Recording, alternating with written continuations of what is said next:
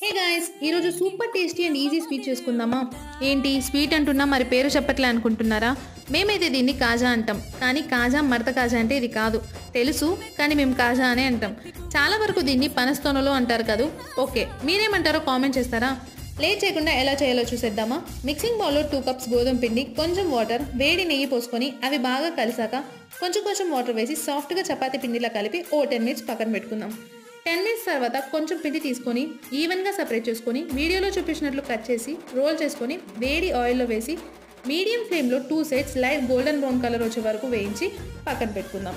ఇప్పుడు sugar syrup కోసం 1 cup sugar, కొంచెం వాటర్ వేసి తీగ పాకం వచ్చాక డీప్ ఫ్రై చేసుకున్న వాటిని షుగర్ సిరప్తో 1 మినిట్ డిప్ చేసి తీసుకుంటే టేస్టీ స్వీట్ రెడీ. 2 కప్స్ పిండికి 1 కప్ షుగర్ అండి. మరి మీరు ట్రై చేస్తారా? ఈ వీడియోని లైక్ చేసి మీ ఫ్రెండ్స్ అండ్ ఫ్యామిలీకి షేర్ చేయడం మర్చిపోకండి. అండ్ నా ఛానల్ పునీత వ్లాగ్స్ని సబ్స్క్రైబ్ చేసుకోండి. Bye bye.